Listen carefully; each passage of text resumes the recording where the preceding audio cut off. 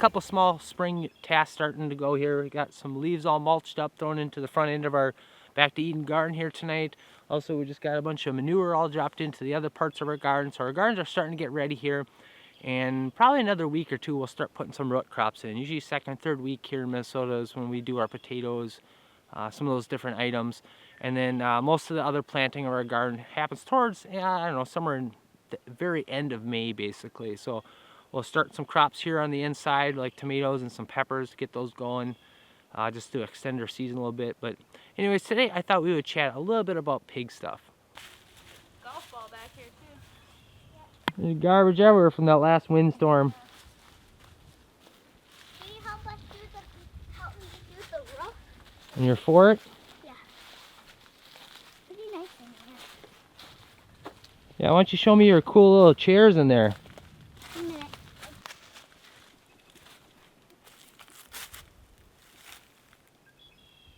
Nice looking little chairs. This is my iron. That's your iron? Mhm. The iron clothes. So I wanted to spend a little time talking about some pig stuff. Some of the challenges we have up and coming this year. I wanted to talk a little bit about maybe some things, I guess, to think about if you're thinking about raising pigs a little bit. Some things that have been sort of going through our mind here as we're preparing for the season. A lot of you guys know that I've been following this channel for a little while, that we really like the Yorkshire variety or Yorkshire cross of some sort. They're really well known for their meat. They're really well known for turning food into meat, I guess, in some ways. They're very good at converting that. This year we are going to get our pigs moved back a little bit. Last year we ended up doing them a little bit earlier. We started right at the beginning of May. This year we're going to shoot to go more towards the end of May. And part of the reason for that is we're generally shooting to get our pigs to about 300 pounds. It seems like for us, you hit about the 300-pound mark and they start doing less of converting food to meat and more of converting food to fat. So it's just, it doesn't feel like the value is quite as high. And raising pigs can definitely be a little bit of a challenge on trying to keep costs down. Usually you're talking about $50 for a piglet, and then whatever your feed cost is going to be.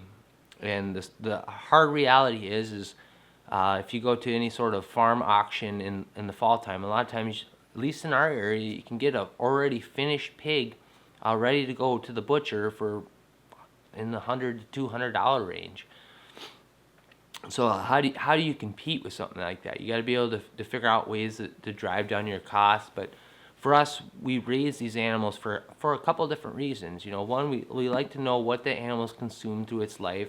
We like to know what type of lifestyle it has lived and been brought up. You know, we want to have a happy life, obviously, and try to keep our food costs down as well. So it's a little bit of a balancing act for us. We've been raising pigs here the last couple of years with the neighbors, and there's a part of the reason we do it in a group is, one, is to help drive down the cost. It seems like you generally have to raise quite a bit more pigs to really start seeing a payback or reducing the cost on doing something like that. And then also to distribute some of the weight. We do all the butchering ourselves. I think it's very similar to doing a deer. It's not too big of a deal. It's not the funnest thing in the world to do, but you just kind of got to get in there and get it done with, and we'd rather do it ourselves than pay someone else. Plus it really cuts down the cost, because taking something like that to a butcher here is pretty expensive. I'm guessing probably a $200 bill or more. So with that being said, you know, we've been raising with the neighbors here, and one of the neighbors that's involved in this is a farmer.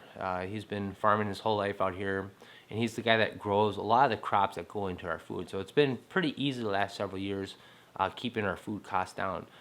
He didn't do any corn last year, and his corn supply is getting down there. He doesn't think there's going to be enough to be able to finish these pigs off with. And we were estimating that last year we did about 4,000 to 5,000 pounds for all 3 pigs. So we're going to have a little bit of a challenge this year. We're going to have to fork out a little bit of money to get feed. In the past, you know, we were able just to pay that farmer whatever his cost was to raise that stuff. So now we're going to end up having to pay a different farmer to supply a couple of the items. Usually we basically take corn In oats, we run that down to a grain mill. They grind that stuff up, and they also mix in a little bit of a mineral mix to give them sort of a complete type diet. So last year was a pretty good year for corn all the way across the whole entire country. Here is a real bumper crop year. So the prices of corn have come down quite a bit. If you guys don't pay attention to the farmers market or the farmers reports, I really would suggest doing so. Even if you don't raise animals, it really does have a very big impact on everybody. And not if you're just raising animals, you know. For example, I think it was like 2012, 2013, we really started paying attention. This is the year we really started talking to a lot of the farmers out here and get a little bit of better understanding how things were done. And it was a very dry year, so you could tell that corn prices were going to come up, soybean as well. And really paid attention. And as the reports came in, you could see the prices starting to go up. Well, sure enough, it was a little bit of a trickle effect. As that we moved more and more into the winter, you saw the price of butter go up, you saw the price of bacon go up, and so many other things. I mean, think of how much stuff corn is in, especially here in the U.S.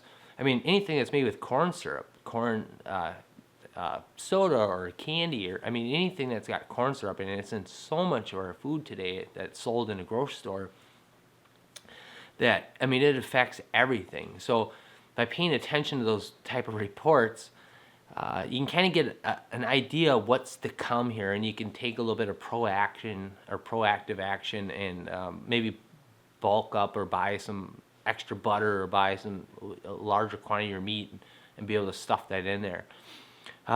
Speaking of which, I think this coming year, I'm guessing corn prices will come up some. I don't know. I'm not some expert at predicting the things, but what I understand is this last year was a very good year, and I think a lot of farmers will probably move to soybean this up and coming year, and I'm guessing that will, supply and demand will start pushing stuff up. So that's one thing we do have working on our side, obviously, is the price of corn is down quite a bit this year. So we're going to have to purchase some of that to get our feed dealt with.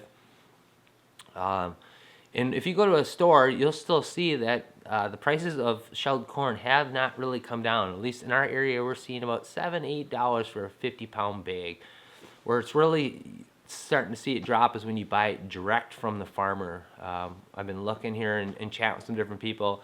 Been seeing corn prices somewhere around $3 up to about $4.50 per bushel. And if you're not familiar with a bushel is 56 pounds. So a little bit bigger than one of those big bags that you buy in the grocery store, or not the grocery store, but like at a feed store or something. So we're going to end up having to buy some from a different farmer here. The $4.50 range, that's stuff that we've been seeing is fully certified. It's got the paperwork and everything for corn. So trying to find that. There's also some farmers that do it organically, but there just isn't like the full certification that goes along with that. So trying to figure out where we're going to take a gamble or not on maybe a cheaper price or not for this year's corn. Yeah, so that will be a little bit of a factor here this up and coming year for us. The other thing too is we've been really toying with the idea. We watched Family Homestead last year. They did a lot of like grazing of their pigs. It looked like they did like a Yorkshire type variety. I guess I never really asked them what variety they did, but it looked like they had done a lot of grazing with their animals, and it seemed like they had a harder time putting weight on their animals, getting them up to butcher weight time. It almost seemed like they ran up against a little bit of a wall as the season started winding down, and there wasn't quite as much fresh greens and stuff for those pigs to munch on, and trying to get them up to butcher weight. So it's been a little bit I'd like to move more towards that, or at least get a lot more of that incorporated into their diet. Although they do eat a lot of stuff that comes out of our garden. All the weeds that we pretty much pick go in there. They're like chickens. They just make stuff disappear just at a much faster rate. And then when we got done clearing out our garden at the end of the year, everything went in there, which was kind of nice too in some ways. Just how quick they made some of that stuff disappear. So with that, we've been toying with the idea of potentially moving that pig pen out into the hayfield in our back here. But I've also been toying a little bit with the idea of just moving that around in our garden because they do such a good job fertilizing. So I've been toying with the idea, well, maybe we just move it in a different location in our garden and let them, because they're natural tillers, they'll till stuff up. They're going to fertilize and just have this rotating, sort of fertilizer type setup for our garden every year, move it around a little bit, or maybe even move it twice in that year or something. Not quite sure yet. Or do we move more towards a grazing thing? And I think the other thing that goes along with the grazing side of stuff is Yorkshires are not the most ideal for the grazing end of things. We might be better off moving more towards a heritage variety pig. They're a lot better at that type of stuff. I mean, don't get me wrong, the Yorkshires definitely do root stuff up, but I don't think they're quite as well set up to be a grazing type pig. So that's another thing that's been sort of going through my mind a little bit here lately is do we look at doing a different variety, or maybe we just continue doing what we're going to do this year with the Yorkshires, do what we do last year, but make an effort and go out and see if some of these heritage variety pigs seem like a good fit for us. What type of weight can we get from a finished pig? What does that meat quality end up being like? So that's, I guess, a little bit that's been kind of going through our mind here as we're getting ramped up and planning out this year for our pigs, and just some of the kind of the basic challenges. The one other thing I guess I wanted to mention with, I was talking about buying grain here in bulk. One thing we're missing here is gravity bins or silos. Fortunately, we got that neighbor where he's got the space to be able to store some of that. But otherwise, it's like, what do? Do you just start buying a bunch of aluminum trash cans and filling those things all up and with 4,000 or 5,000 pounds of grain, or do you just continue to buy? There's no guarantee that farmer's going to have that stuff halfway through the summer, and you might end up having to buy your stuff from several different places at different prices. It would be nice to be able to buy all that stuff up front, but then you need a place to store it. And fortunate we have a neighbor that's got silos and gravity boxes that type of stuff can go into. But that's just something to think about a little bit if you're trying to drive down costs, and especially this year with the prices being so low. It might make sense to be able to buy some of that stuff in bulk if you're going to incorporate grains with your pig. So it's just another thing to think about. So. All right, enough of me chit-chatting here. I know I've been going on. I just wanted to talk a little bit about some of the things that have been going in our mind. Hopefully it can help you out. So, hope you enjoyed the video, and we'll see you on the next one. Thanks for watching.